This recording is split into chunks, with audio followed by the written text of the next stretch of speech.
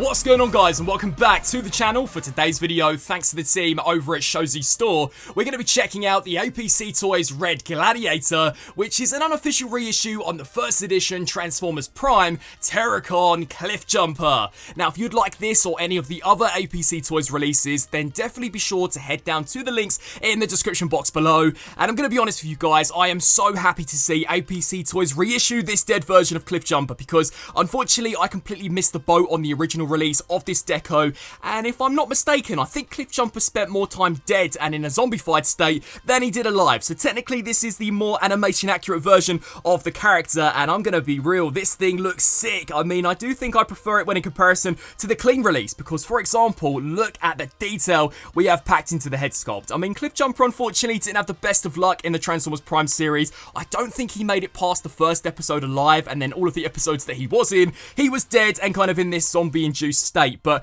look at the detail that we've got packed into this side of the face. I believe just before his death, they kind of ignite an energon mine and he literally gets blown to smithereens, which is why he's missing one of the horns and why he is so battle damaged, but that looks terrific. And I really like how they swapped out all of the transparent pieces of plastic for purple plastic to really go along with that whole kind of dark energon infused vibe. And look at that nasty gash we have here on the right hand side. I think this is where Starscream sticks his hand in and pretty much kills off CLIFFJUMPER. So yeah, that's a really great attention to detail. We even have the midsection where Megatron infuses him with a shard of dark energon, which is pretty badass. And check out that cracked windshield. Just the paint apps on this guy are way nicer when in comparison to the original release. I mean, we even get a bit of dry brushing here for the bicep, some nice dark singed effects again, because he was pretty much blown to pieces before he was killed off. So yeah, that's really awesome. Maybe would have been nice had APC Toys transformed the forearms a little better, because that was probably the biggest issue I had with the original version of the mold. Never really a big fan of how this originally looked, but you know what, it's not too bad.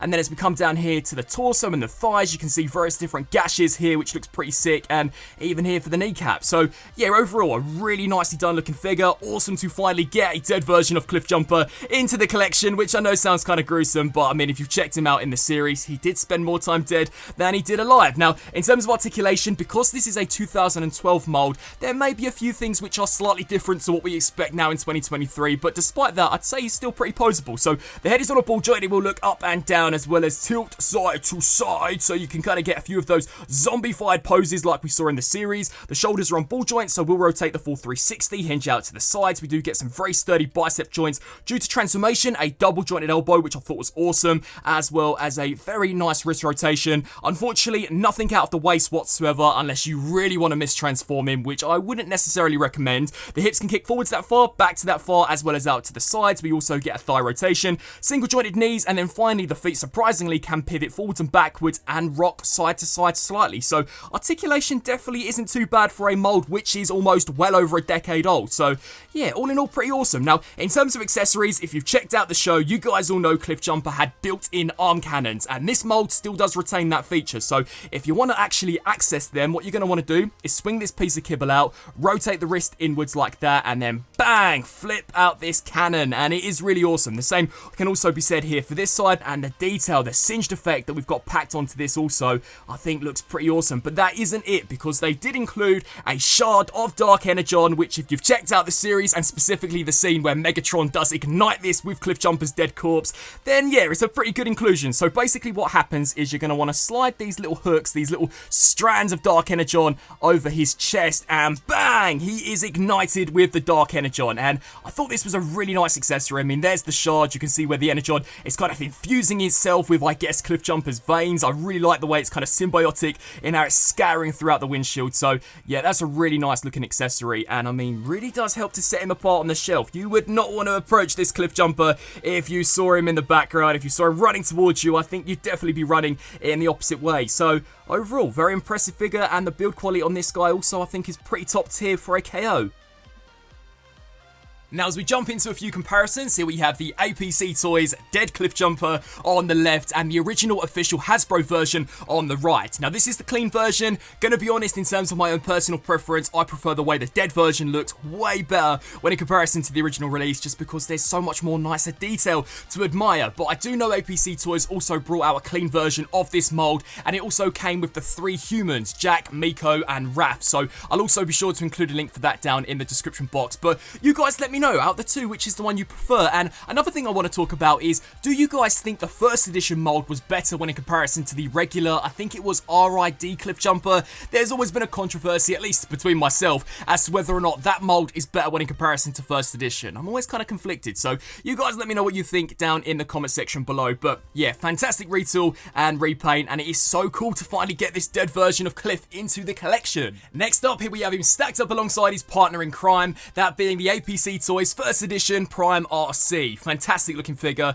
I believe this is the most recent version of their RC, and that head sculpt in particular is banging. I do believe the size between these two is a little off when in comparison to the series. It maybe would have been nice to have seen APC Toys either shrunk or upscaled a few characters, because I do know the original molds of these guys were kind of off to what we eventually saw in the animation. But in terms of a Transformers Prime display, at the moment, these are by far the best looking transforming versions of these characters that we've ever seen. And I'm going to be honest, especially in the case of this RC, I don't think anything is going to top it unless Hasbro or a third-party company decide to come out and perhaps do a masterpiece, which, you know, it's been well over a decade since Prime aired. Why there hasn't been any third-party masterpiece figures of Prime is just absolutely crazy, because these designs are by far some of the best, in my personal opinion, that we've ever seen. And then for a few quick-fire comparisons, here we have Cliff stacked up alongside the official first edition Deluxe Starscream, the Decepticon Menace, which ultimately does pull the plug on Cliffjumper, because I believe that hand finds itself wedged in that chest. Then we have Rise of the Beast Deluxe Class Bumblebee, Legacy Evolution Voyager Class Tarn, and look, even this guy has kind of got a bit of that whole Energon infuse going on in the chest and packed into that arm cannon. Rise of the Beast Studio Series Optimus Prime, APC Toys First Edition Optimus Prime, and then finally the APC Toys Megatron, which I think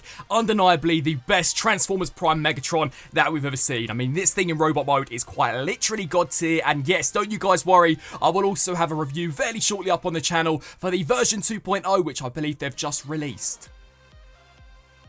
Now, as we get stuck into his transformation, as deep as that Energon shard went into his chest, to kickstart things off with, you are going to want to come down here to the shins and straighten them out, I'd say about to this degree, and then you can take the foot and rotate this section inwards and then just slide it in, and that will allow you to fully straighten this piece out. You're then going to want to take this tiny piece of transparent plastic, hinge this out, and a crucial step of conversion, which, to be honest, when I was younger, I always used to forget and was wondering why I could never transform this guy, is to basically take this double hinge joint and straighten it out to the sides and then hinge it upwards. You have to make sure you do this, otherwise unfortunately the transformation is just not going to work. So do the exact same on the opposite side.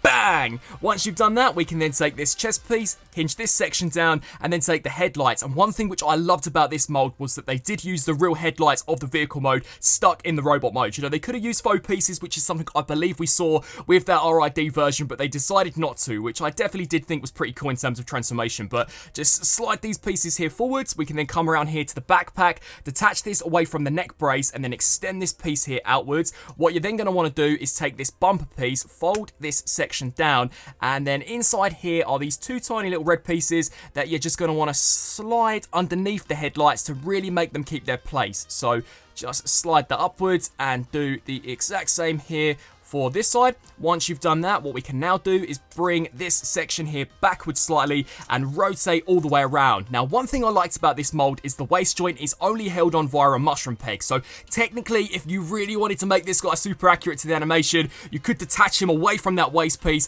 and have him split into two pieces, which I think is something Megatron does to him once he does infuse him with the Dark Energon, which is actually kind of ruthless. But then you're going to want to take the windscreen, which this time around is really articulated, way more flexible than the original version, but just kind of center it just like this. We can then straighten this piece here out, rotate the shoulders in this configuration, and then you're going to want to take the head and collapse this piece here downwards and take this chest piece and just snap it all the way inwards. The next step of transformation, I'd say, is to take these pieces here, open them up, and then rotate here at the bicep, basically so now the front is facing the back. Do the same here on this side, so rotate that around, rotate this here at the bicep, and then what's going to happen is this tab is going to peg into this slot. Now, it is two transparent pieces pegging into each other, which isn't an ideal situation, so definitely do just take your time, especially when transforming him back into robot mode, but just snap that in there and do the exact same here for this side. We can then snap these pieces into each other and then basically utilize those double elbow joints that I showcased previously, slide them forwards, and do the exact same here on this side, and then we can take this entire rear bumper piece is on a double hinge joint, so we can just hinge this section here all the way to the back. 9 times out of 10 it will detach, but you know, there is a chance that it won't, and then you can just snap all of this in. So these little tabs are going to smack themselves into these sections. So snap all of that in, just like this. And this is actually quite a cool piece of transformation. So as I said, make sure that you use those hinge joints in the knees. You're then going to want to rotate this section here back, just like this. Really awesome on this guy. And then what you're going to want to do is slide this in here, and there's a tiny little tab that's going to peg itself into that slot. So snap all of that in, and that's one side fully transformed. Do the exact same here for this side. So snap all of that into place. And bang! Here we have TERRORCON CLIFFJUMPER fully transformed into still a pretty sick looking muscle car. Now, in terms of the paint apps, way nicer than the official version, and I really think it's here in vehicle mode that you guys are just going to be able to appreciate how much paint is in this guy, because check out all of the singe detail that we have scattered throughout the body of the vehicle. I mean, it does look pretty awesome, you know, coupled with all of the metallic silver cracks that we've got here in the front. It looks sick, and especially kind of the rusty detail that we have packed into the headlights and the bumper. That looks really awesome. You know, all of the wheels are pinned on. This guy rolls like an absolute dream. Way better than you'd expect for basically a dead Autobot. So yeah, that's pretty awesome. Even as we spin around here to the back, the tail lights are not painted, but the way they've used the metallic silver, you'd kind of think they were. Unfortunately, I haven't found any storage for kind of this Energon shard. I mean, I guess technically you could try and find a way to maybe wedge it in there, but then you do run the risk of it kind of scraping, and you definitely don't want to lose this, as it is a pretty cool accessory to have in the bot mode. But yeah, I mean, look at the singed effects we have here for the exhaust pipes. Overall, just a very nice vehicle mode to complement a super badass looking robot mode.